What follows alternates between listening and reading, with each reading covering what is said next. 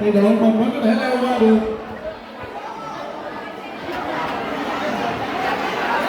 Cố lên, vừa sát vào, vừa sát vào.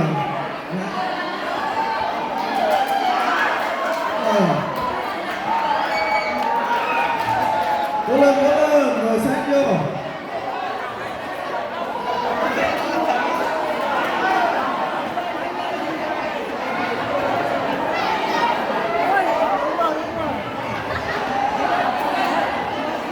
Từ từ thôi, chưa làm cầu đã lên rồi.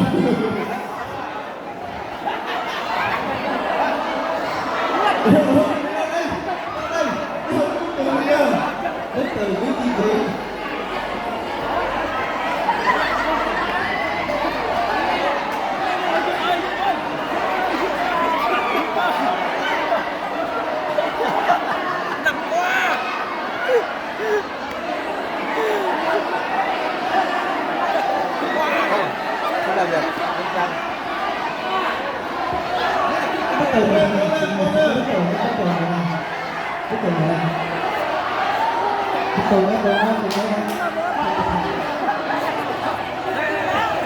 Xuống bại đó đó. Tới rồi.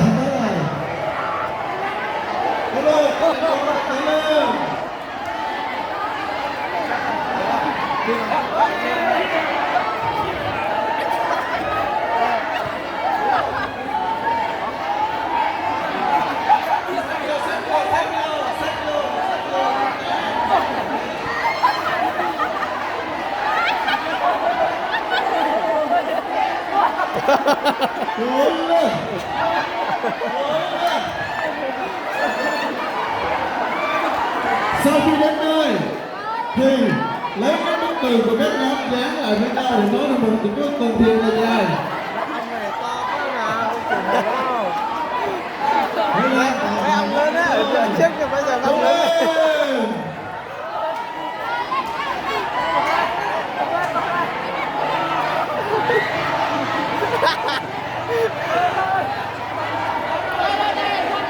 Nói rồi cái cột này, nói rồi cái cột này lấy này đang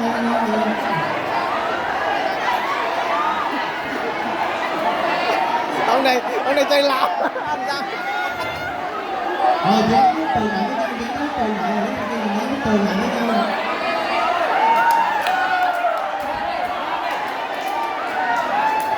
Dán bức tường lại với nhau, dán cái bức tường lại với nhau.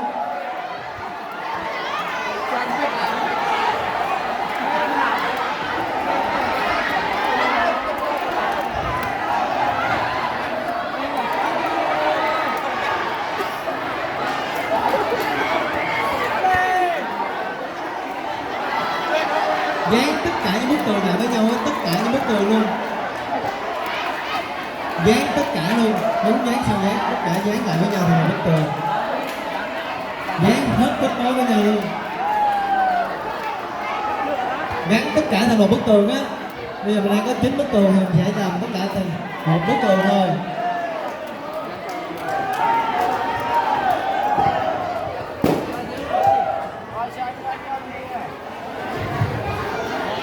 Rồi sau khi đến nơi thì các nhóm cùng dán cái bức tường của nhóm mình lại với nhau. Các nhóm cùng dán lại với nhau. Dán cho nó dính lại với nhau.